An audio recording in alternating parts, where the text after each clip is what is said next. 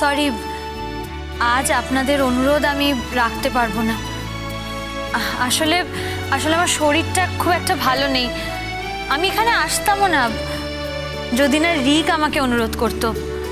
রিক আমার ভাইয়ের মতন, তাই তাই ওর অনুরোধটা আমি ফেলতে পারিনি।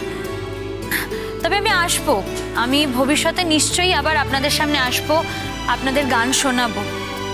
আর আপনাদের আশীর্বাদ আর শুভেচ্ছাই তো আমার ভবিষ্যৎ জীবনের পাথেয়। তাই আমি চাই আপনারা প্রত্যেকে আমার জন্য এই শুভকামনা করুন, যাতে যাতে আমি একজন সত্যিকারের সঙ্গীত সাধিকা হয়ে উঠতে পারি। আজ আমি সবার কাছে বিদায় চেয়ে নেব। আপনারা সবাই খুব ভালো থাকবেন। আসি।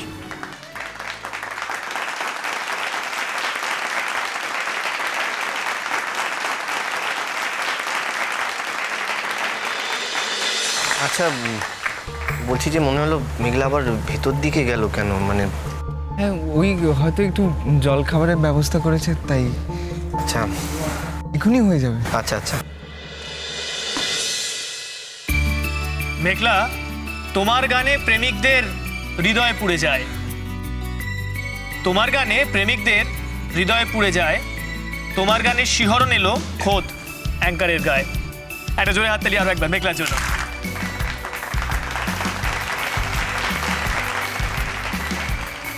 ওয়েল, মেঘলার গান তো হলো, তবে এরপর যার গান আমরা শুনবো তার গানের ফ্যান আপনারা সবাই। তার গানের ফ্যান আপনারা সবাই।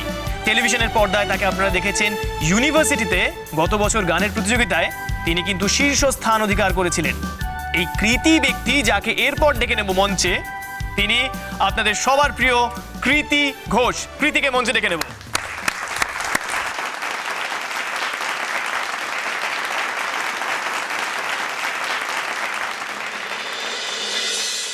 ওরে ছেড়ে দিলে সোনার গো খেপা, ছেড়ে দিলে সোনার গো আমরা আর পাবো না, আর পাবো না।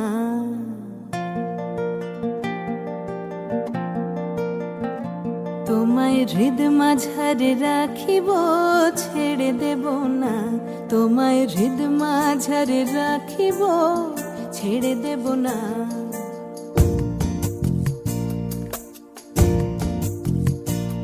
ওরে ছেড়ে দিলে সোনার গোর আর পাবো না, খেপা ছেড়ে দিলে সোনার গোর আর পাবো না, না না আর পাবো না। তোমায় হৃদ মাঝারে রাখিব, ছেড়ে দেব না। তোমায় হৃদ মাঝারে রাখিব, ছেড়ে দেব না।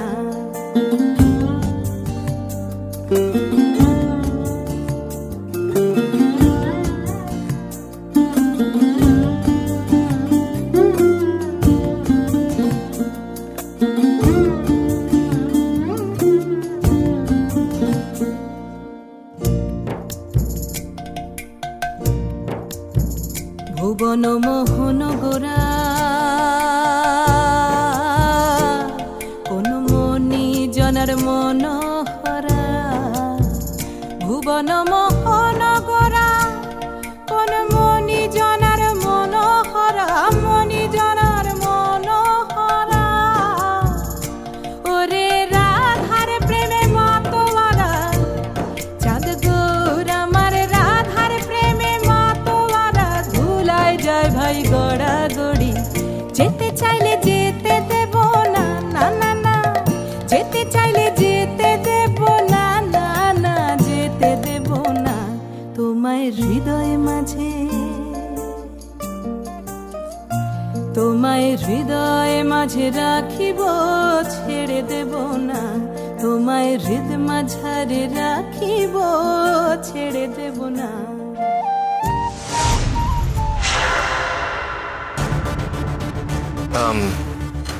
ভাইটু, বলছি যে তোমার বৌদি ভাইকে দেখছি না, মানে এতক্ষণ তো। ও, বৌদিভাই তাহলে চলে গেছে। চলে গেছে?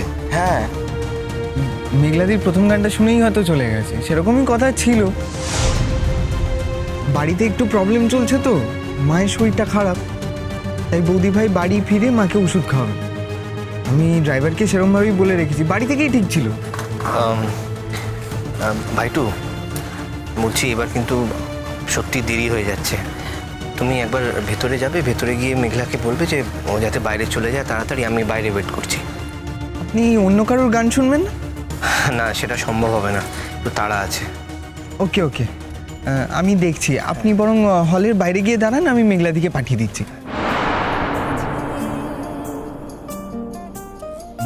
তোমায় বক্ষ মাঝে রাখিব, ছেড়ে দেব না।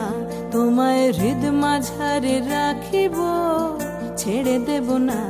ওরে ছেড়ে দিলে সোনার গৌর আর পাবো না।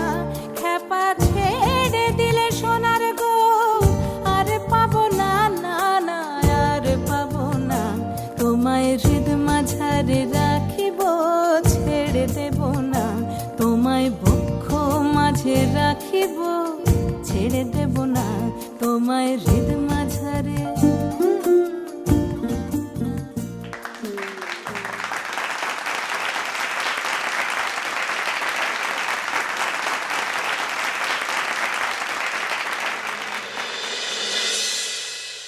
Please madam.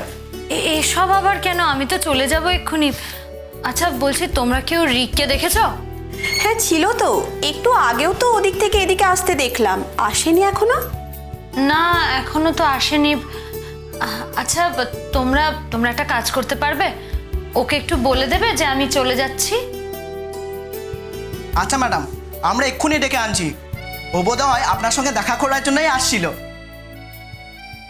ও চল চল চল চল চল চল। ম্যাডাম, কাইন্ডলি একটা অটোগ্রাফ দেবেন প্লিজ। আমি অটোগ্রাফ? এ বাবা, আমি তো তেমন বড় কোনো শিল্পী নই। আমাকেও কিন্তু একটা অটোগ্রাফ দিতে হবে। আর আপনি জানেন না আপনি কত বড় শিল্পী, আর আমরা কিন্তু সবাই আপনার খুব ভক্ত। দিন না ম্যাডাম প্লিজ। আচ্ছা দাও।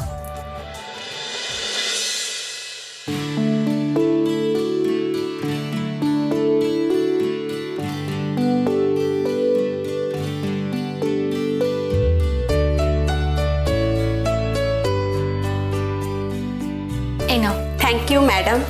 ম্যাডাম আপনি একটু বসুন আর এই প্লেট থেকে কিছু একটা খান, আর ততক্ষণে আমরা রিকদাকে ডেকে আনছি। আচ্ছা চল চল।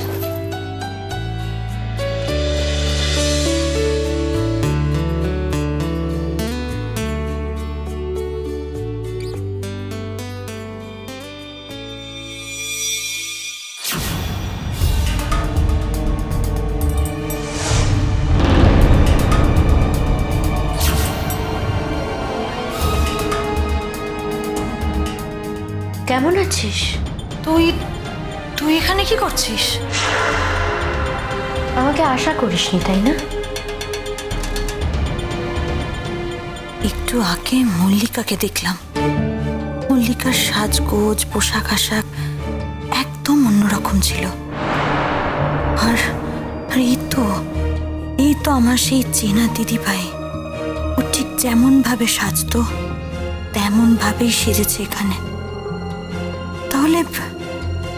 তাহলে আমরা যা সন্দেহ করছিলাম যে মল্লিকাই দিদি ভাই হতে পারে, সেটা কি ভুল? সেটা মিথ্যে? তাহলে মল্লিকা কে? বাবি তো বলেছিল ওদের কোনো যমজ মেয়ে ছিল না। যদি তাই হবে তাহলে দুজন মানুষকে এতটা একরকম দেখতে হয় কি করে? এমন করে তাকিয়ে কি দেখছিস? তোর এখানে কি দরকার?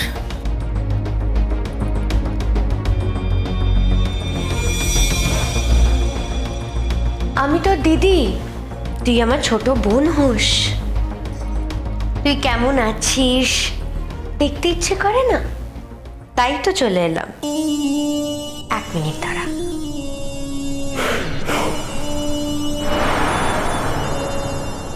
কি ব্যাপার?